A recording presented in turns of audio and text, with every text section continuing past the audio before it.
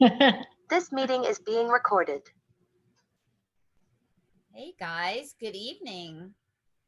Hello, come on in, come on in. So tonight I'm joined by Angie Todd, who is running for school board in Onslow County. Welcome tonight.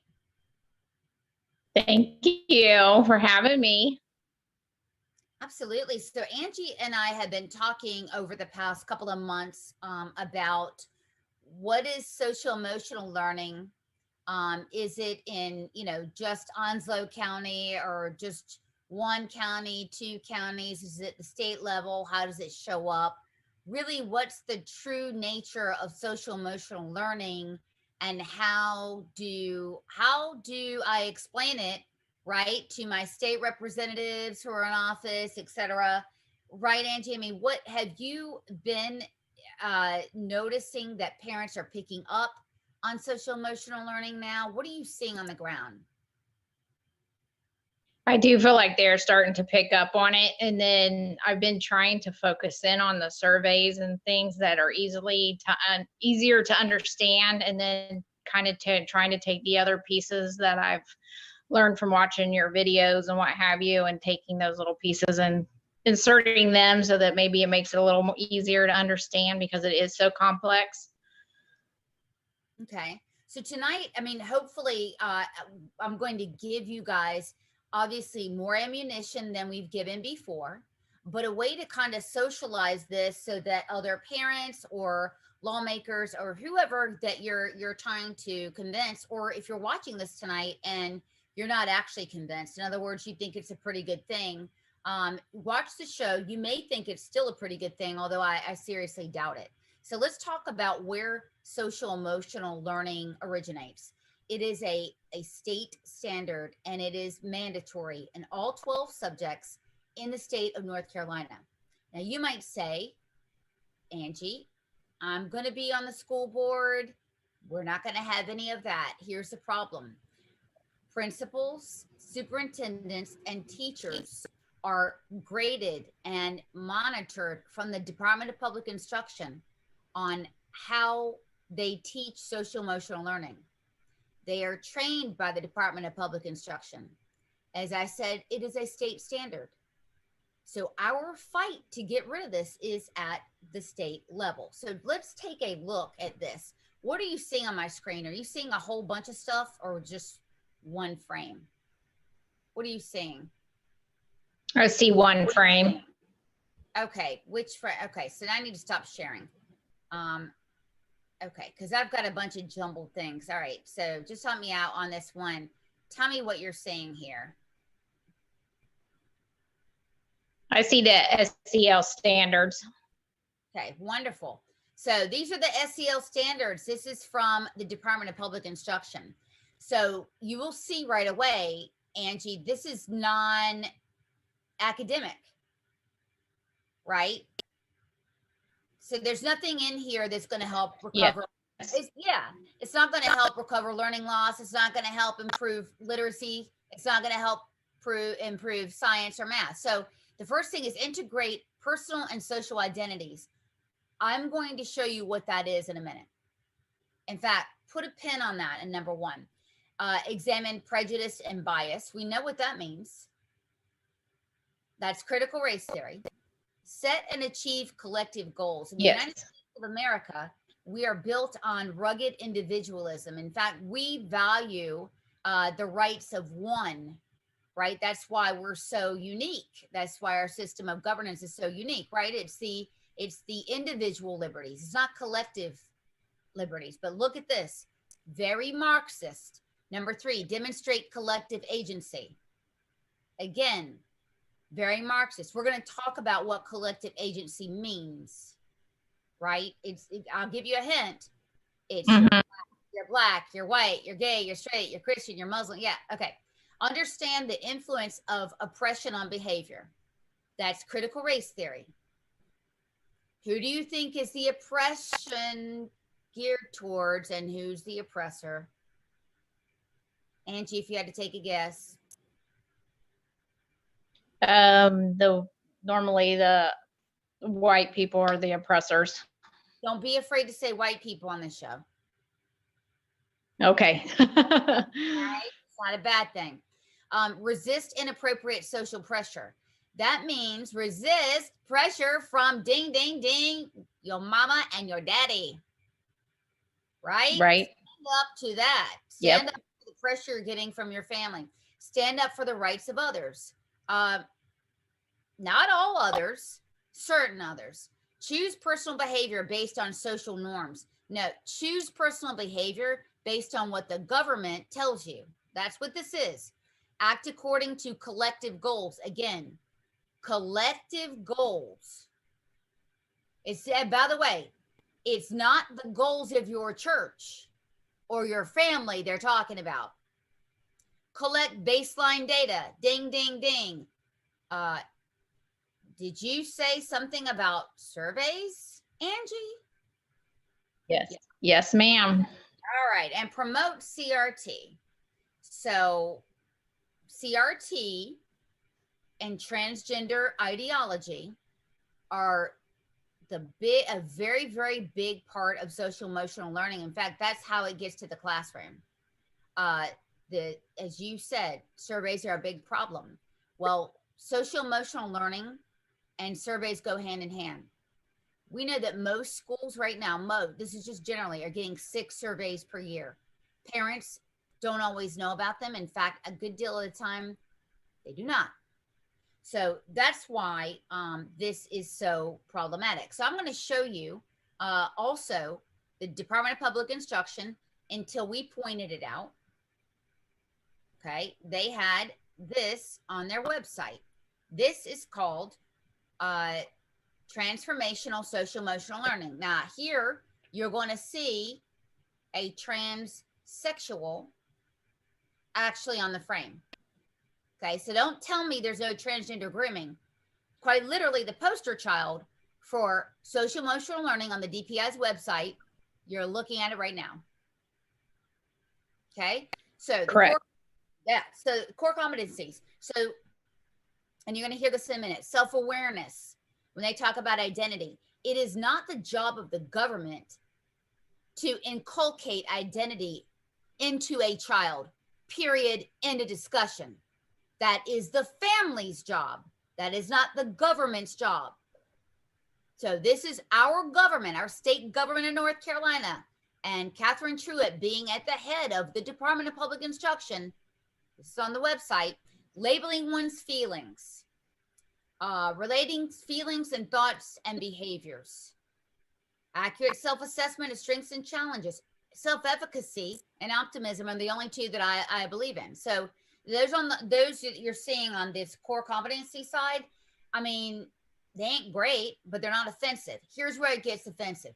Engaging in identity exploration. What the hell does that mean? And coming to a resolution regarding one's own identity, Angie. So this is social emotional learning. Right. I didn't write this. You didn't write this. We didn't pick it out. We didn't pick it out of the New York Times. It is on the DPI's website. Remember this. Examining the importance of both personal and collective identities. There it goes again. There it goes again.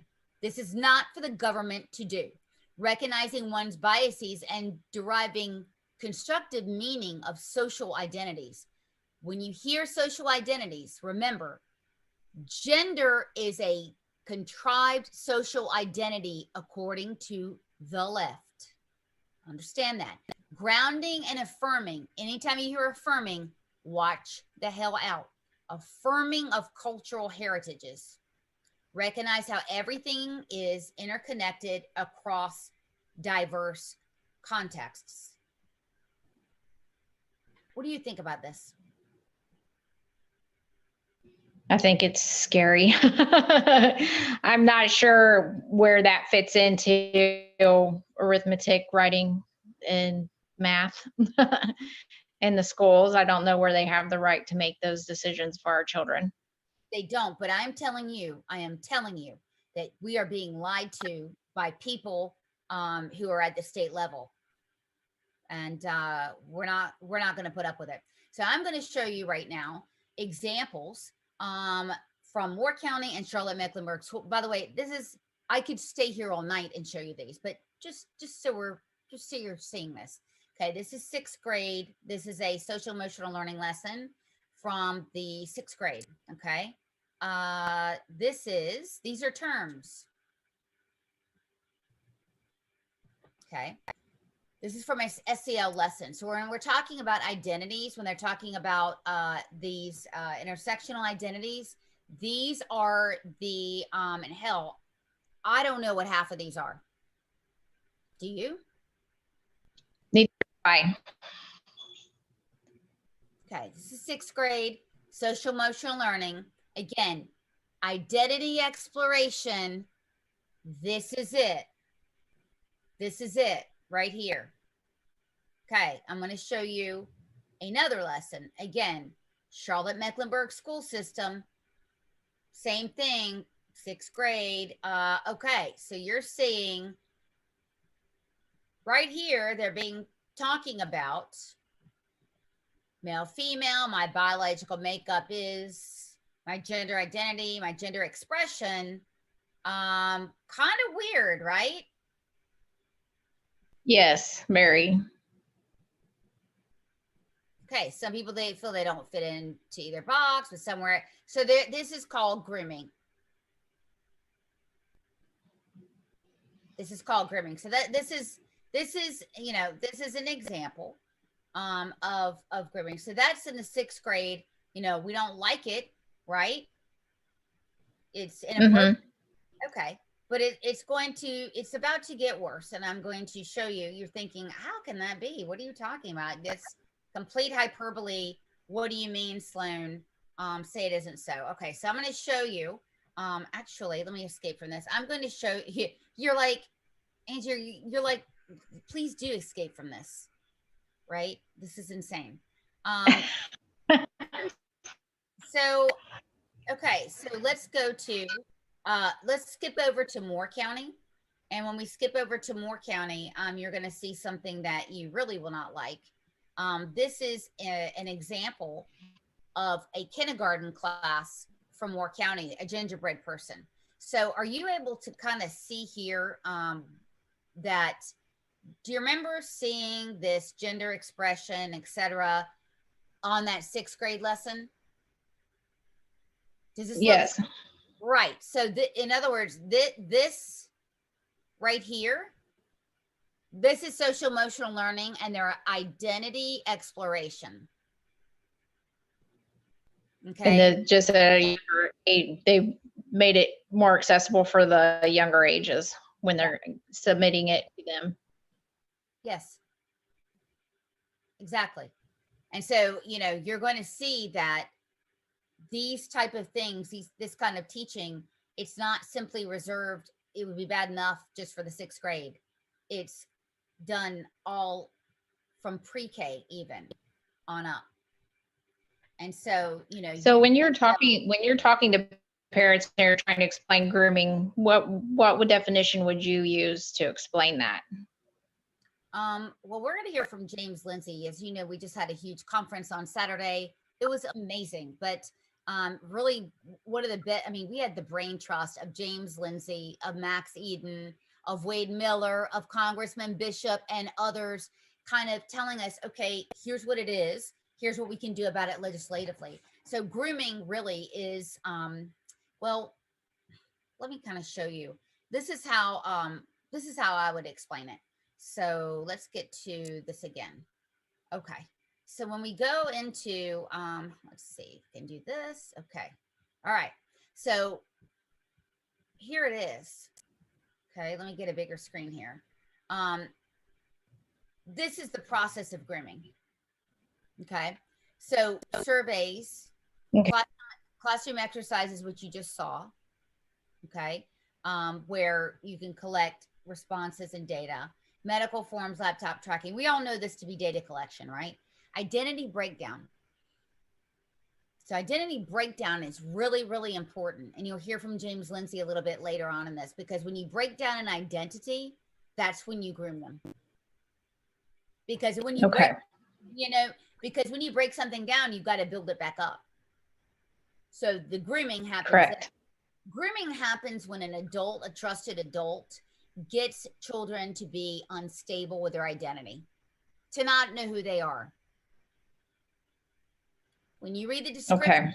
when you read the description, right, for the DPI and you see the actual exercises, you know that's what we're talking about here. So the And you're right. And when you start following this stuff and then you start seeing it on paper somewhere, it starts jumping out at you where normally it didn't once you started doing the research into it. Right. And that's what we want. That's why we want everybody here listening, is that we want to explain this to you, and exactly what you're saying is true. It's like a decoder ring. Mm-hmm. Now you'll kind of understand this. So, you know, this is, again, from the DPI. These are just 2 counties, 2 school districts. It's happening everywhere. It's happening everywhere because it comes from the state. So everybody running for school board, you have to know you got to fight at your district, yes, but also understand that 30% of the money that you're going to be getting from the DPI will be forfeited if you do not teach social emotional learning. So you need to understand that already going in. That's a big chunk of money. Okay. So the fight is at the state. Yes. Okay. So you brought this up. You brought this up to your representative. Probably a good guy, right? Cleveland. Here he is. Cute little fella. Cute little fella. And what did he tell you? This is a representative coming out of Onslow County. What did he tell you about social emotional learning and the DPI? He basically said that the DPI was not truthful and that I needed to be careful when dealing with them, that there was CRT and SEL in most of our text. However, he did express to me that Catherine Truitt was fighting at the state level to keep this out of our schools. Do you believe him? No. No, I don't. Why don't you believe him? Because I've been following you and I've seen some of the things that have been shared, and I've read the links from where they have erased the gender out of the Power School and what have you. And so it's my understanding that she has had a hand in that, getting that done for the LGBTQ groups, or I guess it was attached to the Title IX as well. Okay. It wasn't. It was her or her department. Maybe not her, but her department. So I'm just going to say, let's hear exactly from Catherine Truitt right now and see what she has to say about SEL and see if she's fighting it. Let's check it out. Welcome to the North Carolina Department of Public Instruction's Social and Emotional Learning website.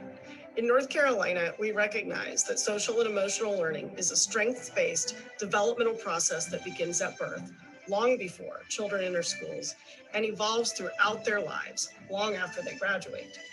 We know that social and emotional learning is the process through which children, adolescents, and adults learn skills to support ongoing development and establish healthy relationships. These skills help ensure safe learning, working, and social environments for all. In teaching specific social and emotional skills in public schools, we're preparing students for life after graduation. We have 5 core social and emotional competencies: self-awareness, or the ability to understand one's own emotions, thoughts, and values, and how they influence behavior across contexts; self-management, or the ability to manage one's emotions, thoughts, and behaviors effectively in different situations and to achieve goals and aspirations; social awareness, or the ability to understand the perspectives and empathize with others, including those from diverse backgrounds, cultures, and contexts. Number 4, relationship skills, or the ability to establish and maintain healthy and supportive relationships and to effectively navigate settings with different individuals and groups. And 5, responsible decision-making, or the ability to make caring and constructive choices about personal behavior and social interactions across different situations. Thank you, Superintendent Truitt. We are Okay. Well, what do you think of that? Doesn't sound like she's against it. Oh, no.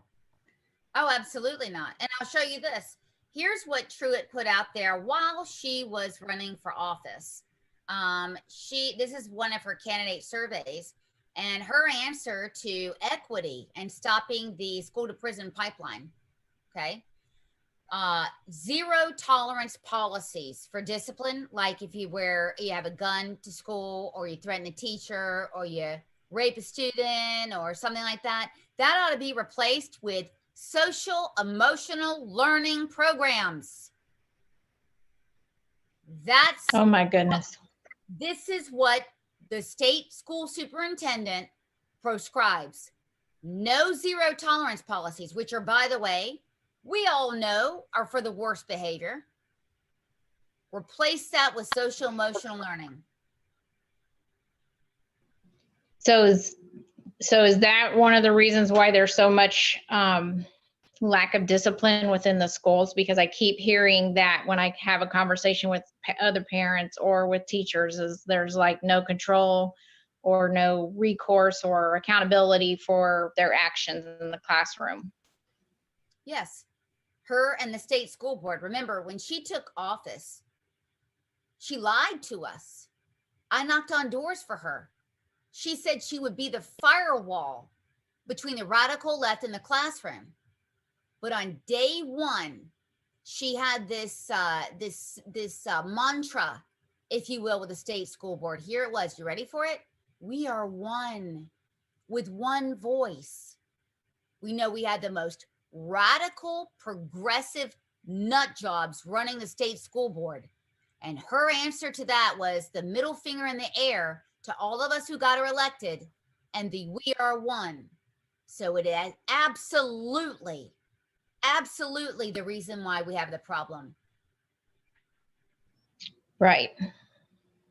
So I want to share with you some of these surveys. I know that a lot of you guys have heard about the surveys. Let's just show you some examples here. Let's see. Are we able to? Let's see. And you may agree with us after this that it's a real problem. By the way, this is an SEL activity, 7th grade in Orange County. I show it a lot.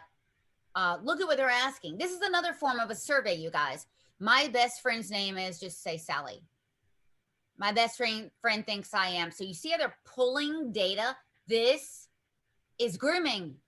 This is an adult manipulating a child without the child having the defense of the parents in the classroom. Something my friend does or says that worries me. This is Sally telling on Mary, right? And Mary and being manipulated into revealing something about their friend that could be used against them. My mom's name is, and today I would describe my name, my relationship with my mom or caregiver as, that is a daughter or the son or whatever, ratting out their own parents because they're being manipulated to do so in the classroom. They're being rewarded to do so in the classroom. This is grooming. This is what it is. You know, beautiful music that Truitt had in the background of that video, but it's not loud enough to cover up the truth of what you're seeing right here, right now. Okay, I'm going to get into the surveys in a second, but I think I want to play James Lindsay. I mean, again, he is just masterful. You think you're scared with what you're seeing here. He's about to really scare the heck out of you with his presentation. I mean, what do you think of all of this? Are you seeing how this fits in? I am seeing how it all fits in together. And then as I've been researching it through since November and trying to find all the little pieces, I think that's where it gets hard sometimes for parents to put all the little pieces together because you have to spend so much time doing the research. Oh, don't do that. We're going to do it for you. We're going to do it for you. So just remember. Yes, it's been instrumental. So let's hear from James Lindsay. He is the foremost expert on this subject. And this is going to set up the surveys and some of the other things we're going to be talking about. He's talking about identities right here, right, that we've been talking about. Forward, realize that the problem that keeps Marxism from getting in play in the West is stability.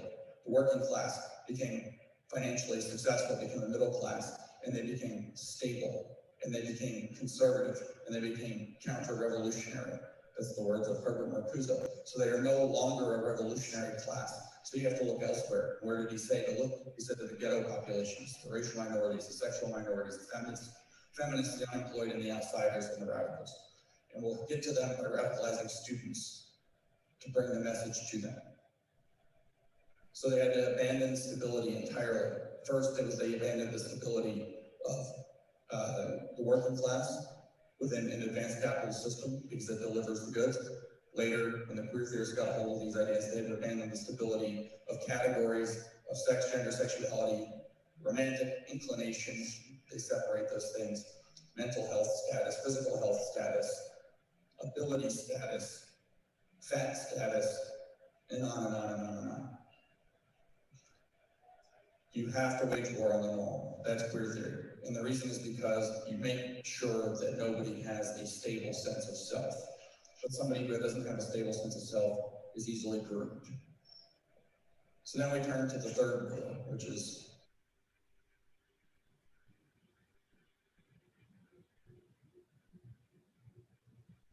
So there you have it. There you have it. The destabilization of our children, the, keeping them from their parents or, getting them on the outs with their parents, or certainly not understanding their parents. This is what we're looking at. And so now, this is why we see things like this. Charlotte-Mecklenburg school system. They're asking these questions 3 times. It's paired in 3s. This is grooming. This is leading children to this, collecting this data. Again, you've got to destabilize them and separate them and chop them all up. This is a 7th grade exercise.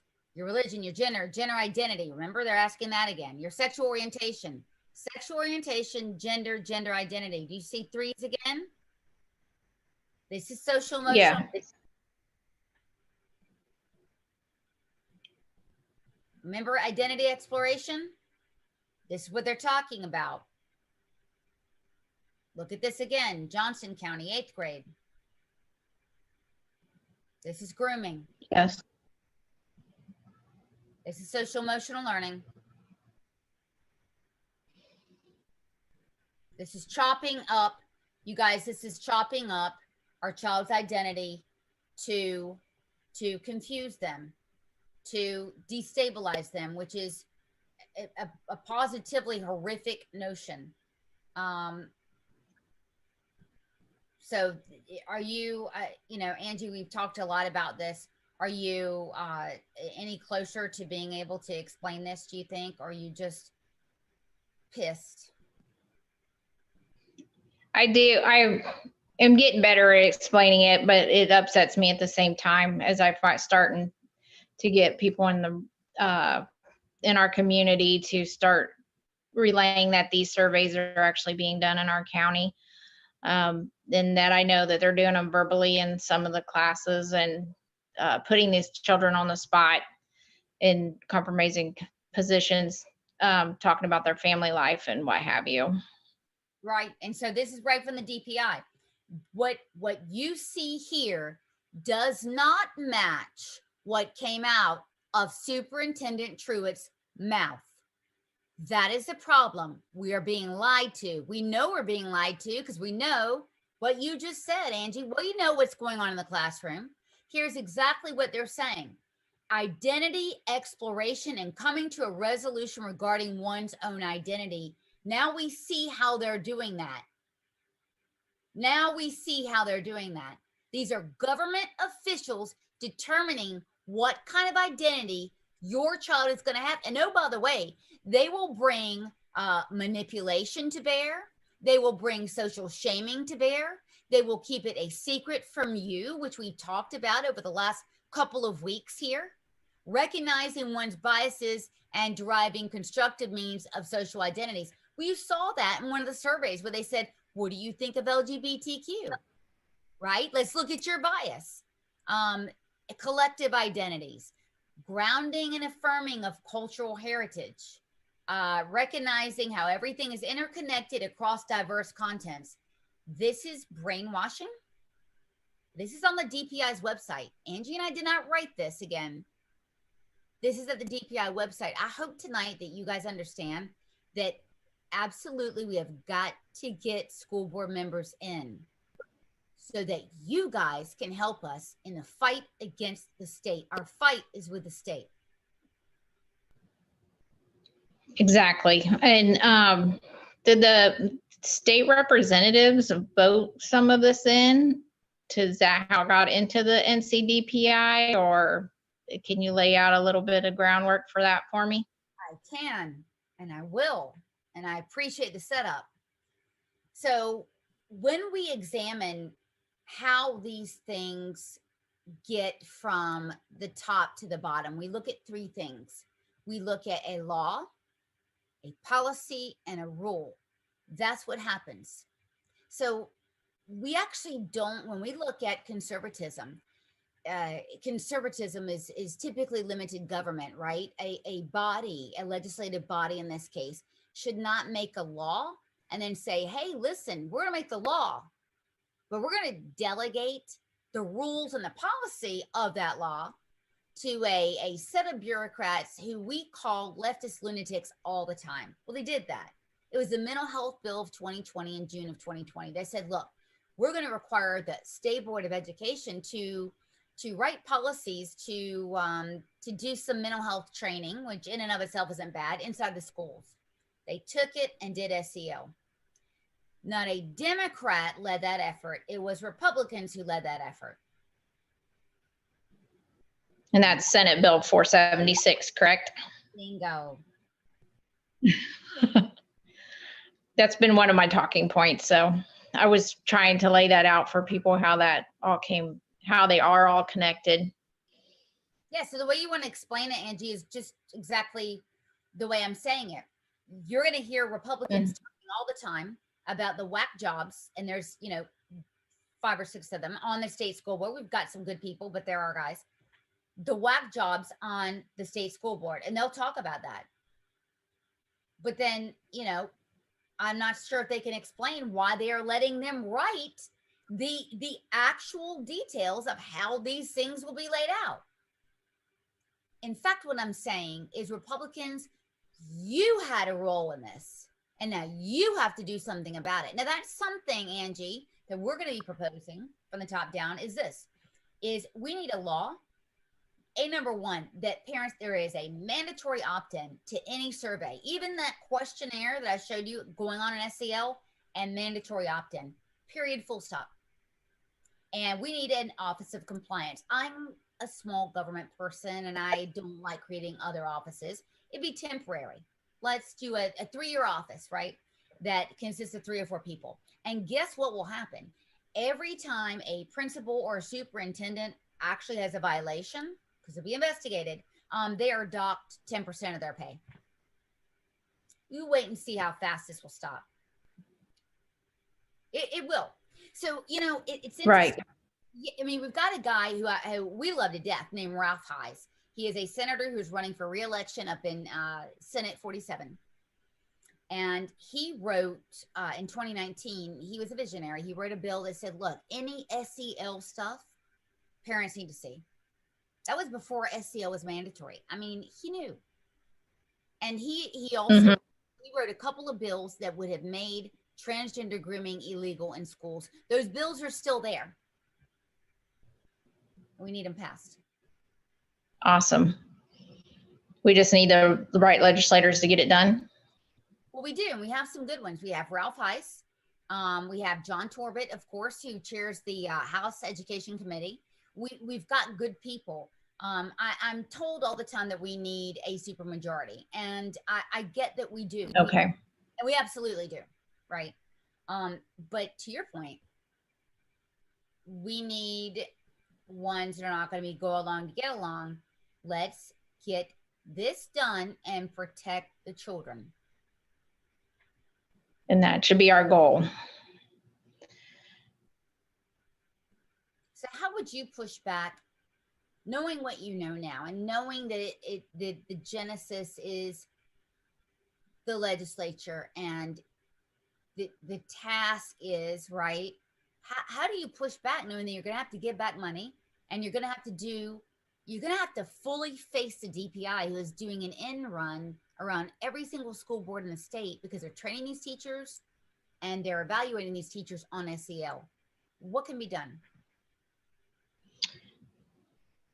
Well, I know that I agree with your putting the opt-in for the surveys right away, because I feel like that's something that's going to have to be done quickly, because I feel like getting into the legislative part of it's going to take time to get the pushback. I would have to vote against implementing the new structures, school structures, anything that's voted in that's social emotional learning based, and asking questions and making sure the parents are aware of what these programs really are deep down inside. So, yeah, I mean, I think that's right. I mean, I think parent education is key. You know, I'm not sure.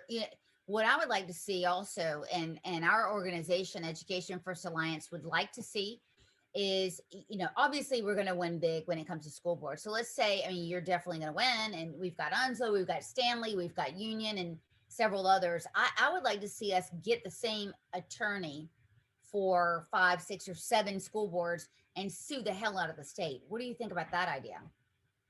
Oh, I'd be game for that. I definitely think that there's a better chance in numbers. So I think that we all need to work together and come against the state in order to get this backed up out of our schools and give our local governments more control back into what's being taught in the schools. Right. Right. I mean, absolutely. So, and I want you out there to understand that we have been at this for, you know, a year and a half now. And we are told that Catherine Truitt, oh, you can't criticize her, she's a Republican, etc. Understand that anybody, and I mean anybody, okay, who is endangering our children, especially in lying about it, will be confronted, will be exposed. This isn't tax policy. This isn't stuff with the DOT, which can be dangerous. These are our children. So, you know, we're going to continue to expose this. We're going to replace Catherine Truitt, believe me when I tell you that. But we're going to keep exposing the lies, because the lies have a very, very big cost to it. Now, you know, if you're in politics, you're going to meet people that do not want you to dare to speak out and criticize Catherine Truitt. You need to do it, because it's coming from there. Because look, a progressive is going to tell you what they're going to do, right, Angie? I mean, they're going to tell you. Right. They love this. And then you're going to know. Yeah, I mean, they do. But with what I've just showed you, Catherine Truitt has absolutely zero intentions on stopping transgender grooming and CRT in the classroom. Agreed. So I appreciate your time tonight. Thank you for walking me through all this so that it'll make it a little easier when I try to explain it when I'm doing my speaking engagements and what have you. Absolutely. Parent education is key.